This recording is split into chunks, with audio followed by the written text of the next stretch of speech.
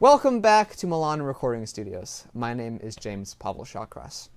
In today's video, I wanted to bring you guys another Taylor Swift song. I did one a while back. It was a cover of Shake It Off, and it featured 2 organs, a drum set, a piano, a cool bass instrument, and a few other neat things in there as well, I think. But today, I wanted to dial it all back and keep it nice and simple. I'm going to be doing a solo piano cover of one of her latest songs, which is called Soon You'll Get Better. It's from her new album, Lover. A lot of the music on that album seems to be really good, but this one in particular really stood out to me. It has a meaningfulness and a depth to it, and it's a soulfulness in her voice that I really have never heard from her before. It's a really impressive song. She wrote it about some troubling family issues that are going on right now in her life, and you can really hear how much that means to her and how much it hurts, because you can really hear the sadness in her voice, and it's such a well put together song. It's really emotional and just very, very well done. So I wanted to do a cover of this on the piano and see how well it adapted to the piano. So I spent a little while, learned it by ear, and then I'm going to be playing it on the piano for you guys, and I hope you like it. Now, at the end of this video, I'm going to be doing a tutorial on how to play it. I haven't done one of those in a while. People seem to enjoy those videos. So I think I'll do one on this song because it's really rather simple. And I think that somebody who might even be like a level 4 piano student would be able to learn this song with relative ease, especially with a tutorial. So I'll be doing that for you guys today. I hope you like it. If you do, let me know what you thought down in the comments down below. If you want to stick around for the tutorial, definitely feel free to do that. If you only want to listen to the performance, well, feel free just to stick around for that too. But I hope you do stick around for the tutorial. If you want to learn the song, it might be kind of fun. If you do that, thank you very much. And let's check out the performance. I hope you enjoy it.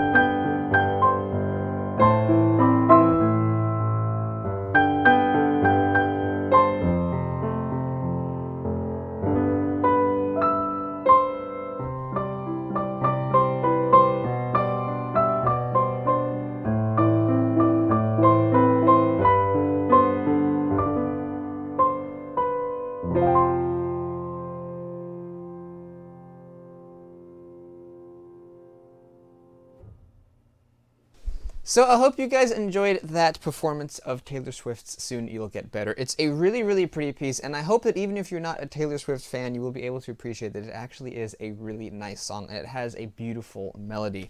So what I wanted to do now is give you guys a little bit of a tutorial on how to play the piece. Like I said at the beginning, it's a really rather simple piece. Harmonically, it's simple. Musically, it's very simple. Melodically, it's really rather simple. So I think that someone who isn't the most advanced pianist, let's say, will be able to actually play this piece. Maybe if you're like a level 4 musician, you should be able to play this piece on the piano. So I wanted to give you guys a tutorial. I haven't done one of these in a while as well, so I figured why not do one for this. So let's get into it. Let me teach you guys how to play Taylor Swift's Soon You'll Get Better, and I will also mention some of the small little things that I tweaked about the song and tell you guys some of the stuff that you can do as well. So let's get into it.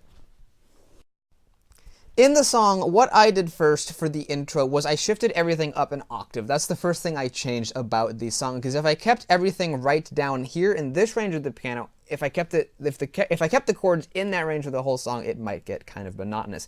So I decided to move everything up here an octave from where it normally is for the intro to keep things a little bit interesting, and I also did that in the middle of the piece as well. Before I really get started here, I wanted to mention that this note here is middle C. It's kind of hard to see from up there on the upstairs camera, if you will, but this is middle C. I'll try to mark it in the video if you really want to know where things are. So that's middle C. That's where we are. So we're going to be starting off by actually playing middle C when we play the song, because you're going to be wanting to be playing this chord, which is C major. I like to kind of break it a little bit like that. I don't play the notes all at the exact same time. I kind of delay them a tiny bit. Adds a little bit of imperfection into the song. It makes it sound a little bit more interesting rather than just going. It kind of just makes it, you know, it makes it just a slightly bit more interesting. So as you can see there, the melody up in the right hand starts on D. So when you play the C major chord, play a D, do that. Then you want to be playing a G major chord with a B on the bottom. You could either think of that as being a G major triad in first inversion, or you could think of it as being a G major over B, which is kind of how I think of it. That's what the voicing kind of sounds like in the original song, because they have a bass line that's down here playing B and just walking down the scale as the guitar is playing a G chord. So I feel like that's kind of the feel I like to go for. That's what I think of as a G major over B, but you could also think of it as being a G major in first inversion. But anyway, so it starts off on C, then you play that G over B chord, play that in the right hand. We'll go back to that same motif at the beginning, and then play G, and then do that in the right hand. So that's the intro for the song. Up to E, back to C, this original motif again, and then play G. And I like to do an octave lower when I play this D, just like that. And then we go into the first verse of the song. The first verse of the song actually starts off on a C chord just like before, and in fact the chord progression for the verse is mostly the same as the intro was. The melody is slightly different. Instead of starting on D, we now start on E. Although it's a similar pattern. We play the same G chord down here, G over B. Then we play A minor, G major again. Now we go to F, go back up to G,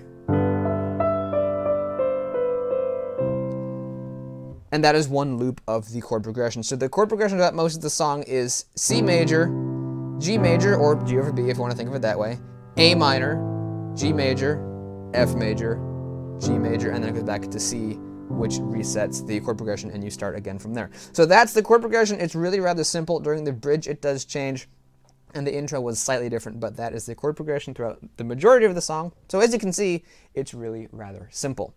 So let me show you the melody. I showed you a little bit of it there in the verse. There are some slight variations that happen in the verse melody. You can see I played the E only once there, but then the next time I play it twice. So you can listen to the original for more detail on that, if you want to learn it for yourself.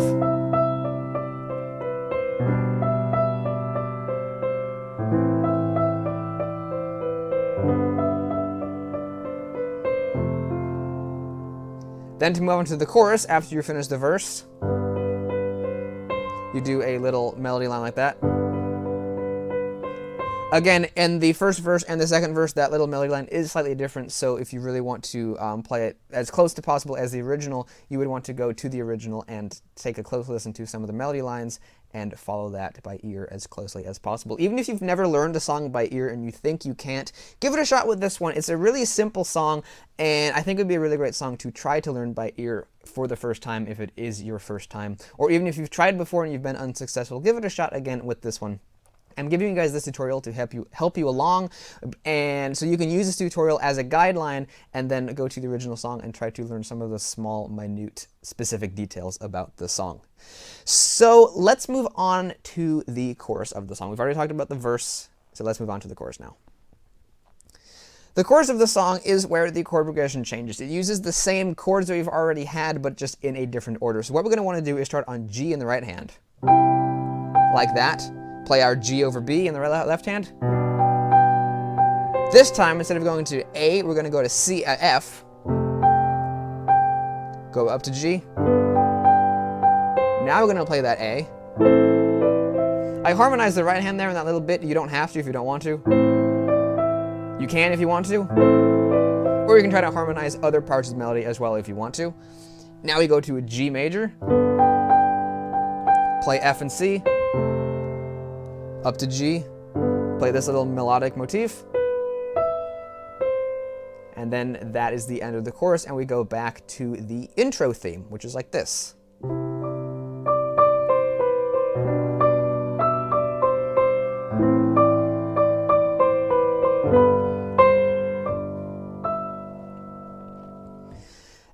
So that is through the first verse and the first chorus of the song. That little intro section there after the first chorus, as you can hear, it was the same basic melody from the intro of the song,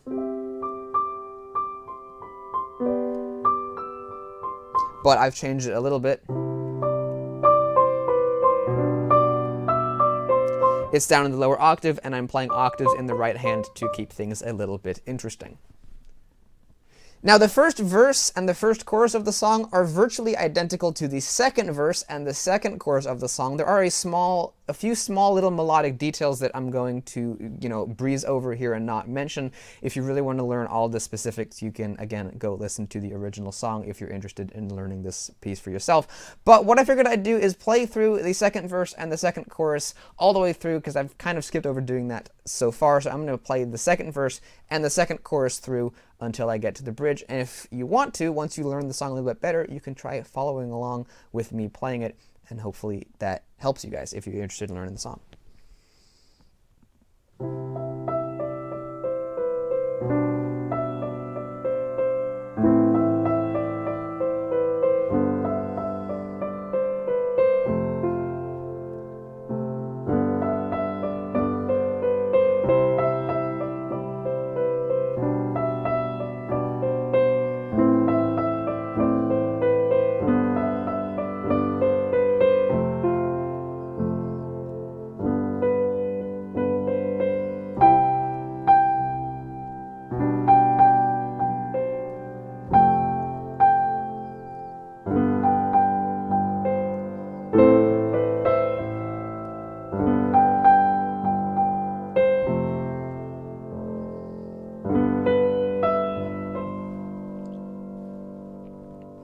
So that was the second verse and the second chorus of the song. So as you could hear, there were a few small things that were different. In the melody line, again, like I said, sometimes you play two E's at the beginning, like that, and other times you just play one E. So if you switch that up and you play two E's where there's supposed to be one E, and you play one E where there's supposed to be two E's, it's really not the end of the world. And it's even possible that I didn't quite do it right in that part, but that is a basic overview of how the second verse and the second chorus will go. And again, if you know the song well enough by now to be able to play it all the way through, you can go ahead and use my version as a guideline to help you be able to play it. So after the end of the second verse, we will then go on to the bridge, which is where things really start to change. Instead of going to C, we're going to want to move to D. So coming from the chorus, which ended like this, the bridge will go like this.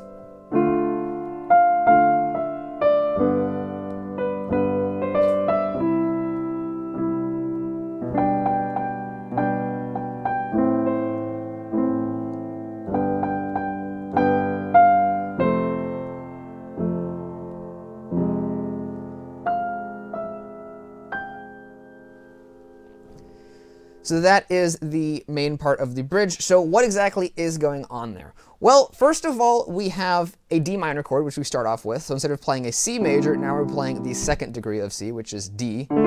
That's what we're starting off the bridges with. Seems kind of weird going from the G major to the D. It's a really sudden shift in tone of the song. And instead of playing an E or a G in the right hand, now we're playing an F, which is part of the D minor chord. Then we go down to G in the left hand, as you can see.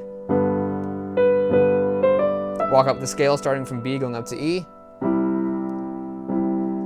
G. C. And of course, in the left hand is an A chord now. And then we're on an F major chord, but what we do now is go to an F minor chord. And in the right hand, we play F, E, and G. Now you might be wondering what's going on with that minor chord. Why are we going like this down the scale? Which is all in the key of C, and then all of a sudden we throw in that F minor chord. Where did that come from? Well, basically this is called a minor plagal cadence. It's a very common small chord progression in many different songs. You can hear it all the time. Basically what's going on is you're going from the 4th degree of the scale, which is F major. Then you're playing the minor version of that, which is F minor. And that F minor chord wants to resolve back to the key, which is C. So it just wants to resolve back to that.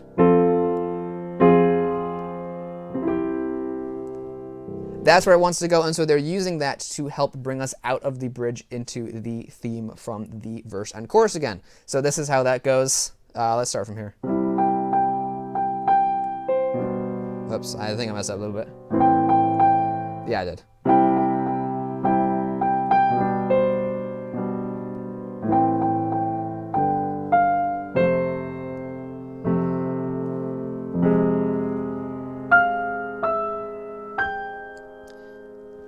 Then we go back to C. And then that goes into, I think of this part as being part of the bridge still, but it's the same melody as from the verse and the chorus. So that's basically all the way through the bridge. I already played it through at the beginning of when I first started talking about it, so I'm going to now move on to the second half of the bridge. That's how I like to think about this next spot. The next part that I'm going to be talking about, like I said, is the same melody from the verse and the chorus, but I decided to shift it up an octave. In the original song, by this point in the song, a few other instruments have built up, and at this point in the song, then everything drops out, and I think it just simply becomes Taylor Swift's voice, and I think there's a guitar, and everything just drops out and becomes as minimalistic as possible. So she's practically singing a cappella. So I wanted to basically have a shift as well in the sound on the piano, and the only way I could think of doing that was by moving everything back up an octave. So what I did here is I moved everything up an octave again. Let's see.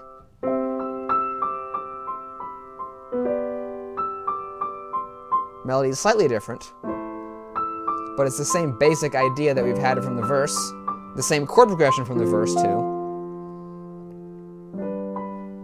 And then here's the chorus motif. I octaved the right hand. As you can see, it's the same chord progression we've had from the chorus. And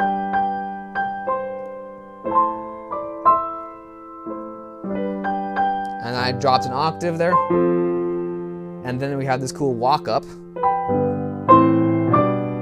Just like that.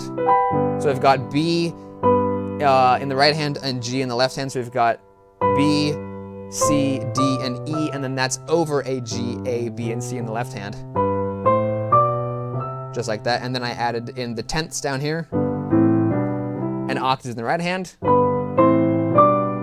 which gives us that really nice walking up harmony. And then from here, we can go straight into the final chorus of the song.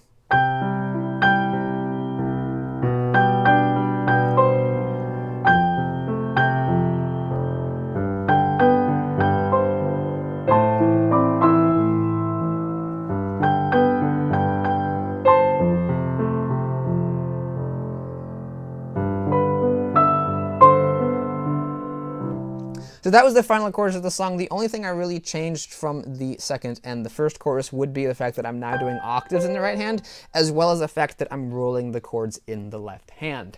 So I'm now doing this.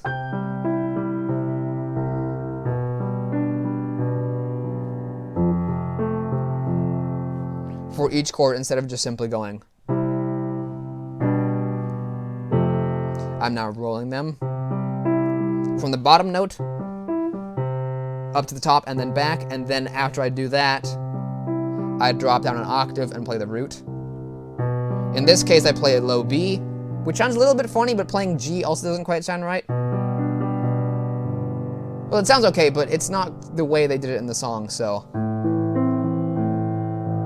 that's what I'm doing there for the chords in the final chorus, just to make it sound a little bit different, a little bit more grand, kind of like it did in the original song. And that is the final chorus. The melody is basically the same as we've already seen before. So now, after the chorus, what happens in the song?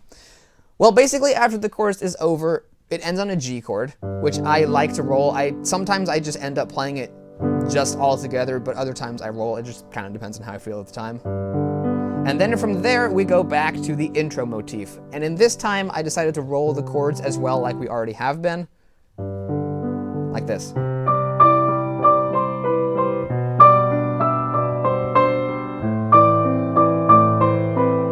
And then at the end here, we have that same kind of walking up melody that we had at the beginning. I mean, not at the beginning, but at the end of the bridge, I believe it was. But I'm not going to be walking up with the left hand too. You could, but that's not what they did in the original song. In the original song, they hung on this G. We go up to D in the right hand, go back down to C, and then we end on a rather interesting chord to end off a song on. Normally when you end a song, generally, there are exceptions to this rule, but generally you want to end on the home key, which is usually the root of the key you're in. So in this case, we're in C major. So traditionally in most songs that are in the key of C major, you'd want to end them on C major, but not the case with this one. This is how the song ends.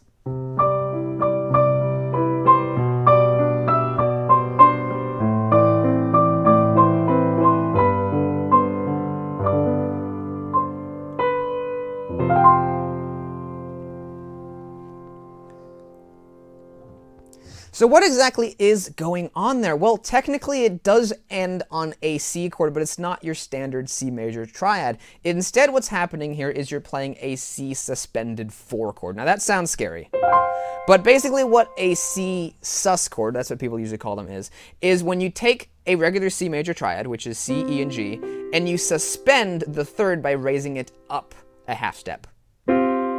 Just like that. So that makes a C suspended chord, and it's called the C suspended 4th. And people don't usually call it, they just call it a C sus, because this is the most common version of a sus chord. But they call it a sus 4 because you're raising the third, you're suspending the third up to the 4th degree. So if you look at the C major scale, 1, 2, 3, 4, 5, 6, 7, and then back up to C, 4 is F. And as you can see, we don't have the third, but we have the F, which is the 4th, and you're suspending the third up to the 4th. I probably made that a bit complicated, more complicated than it needed to be, but that's why we call it a suspended chord. Now, in the left hand, underneath of that, we have an F, which is how the song ended. It literally ended like this. At least from what I can tell, that's what the last chord in the song sounds like to me. It sounds like a C suspended 4 over an F. Now, you could probably think of it as a different chord as well. You could probably think of it as an F, like, add 9 chord, because you got F in the bottom and you have this G here, which is the second of F, but I think of it as just a C suspended 4 over F. What I find really interesting about that chord choice is typically, like we saw earlier with the minor plagal that wants to resolve back to C, a suspended chord wants to resolve to its major equivalent. That's where people most commonly want to resolve them to. So if you have a C suspended chord, it wants to resolve there. It's got the tension,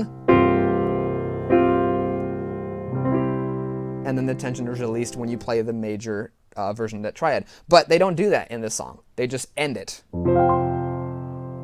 on the suspended chord, which I think, if you want to get deep about it, you could think that that last chord has some deeper meaning about the situation that, you know, the song is written about. if you want to, because it's ended in suspense, and we don't know where that situation is going to end up, because suspended chords usually will resolve to a major chord, but they can also resolve to a minor chord.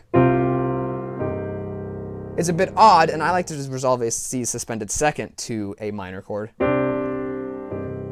Sounds darker, but a suspended chord can resolve to a minor chord. So if you think about it, and I'm getting kind of weird and psychological here, but if you think about it, that last chord could actually have a little bit of a deeper meaning behind the situation that the song is written about. It could end up in a nice, happy way, but there is a chance that everything could line up to resolve into a sad minor situation. So that's a really interesting chord choice to leave it on. It's left you suspended, uncertain as to what's to come. You don't know what the resolution really is. So I just think that's a really interesting chord choice. I wanted to talk about that. C suspended chords are also just a really pretty chord, and that's probably really just the reason that they decided to end it on a C suspended over F, because that's really pretty. So I hope that you guys enjoyed that little tutorial there of the song. Before I leave the video, the last thing I wanted to do for you guys is play the song all the way through. I've given you some basic knowledge of the song, showed you the chord progression, and showed you the basic layout of the melody. So now what you guys can do if you're interested in learning the piece is you can go to the original song, you can check out that, and you can learn it in a little bit more detail, kind of perfect those small melody details that I have left out. And then if you want, you can come back to this video and you can try playing it all the way through with the version that I'm about to show you. It's going to be only the overhead camera. I'm not going to show you any other view, so you'll be able to see full view of my hands at all times, and hopefully you guys find that to be helpful if you're interested in learning this song. So let's get on with that. Hope you guys like it. Let's do it.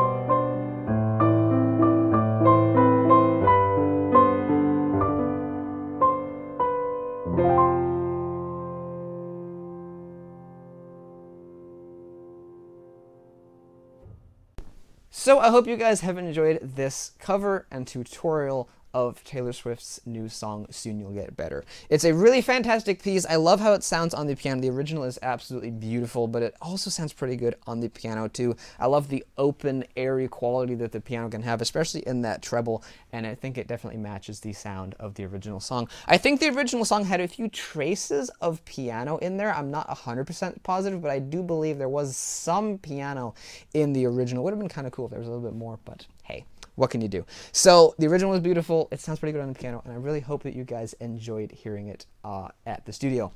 If you did, make sure to go ahead and give this video a like. If you found the tutorial to be really helpful, also let me know down in the comments section below what you thought of that. And if you have any questions about how you can do something, or if you have any questions about, just playing it, do let me know it down in the comments down below. I read every single comment that comes to my channel, and I try to reply to as many of them as I can. So if you guys liked it, let me know. If you guys have any questions, let me know.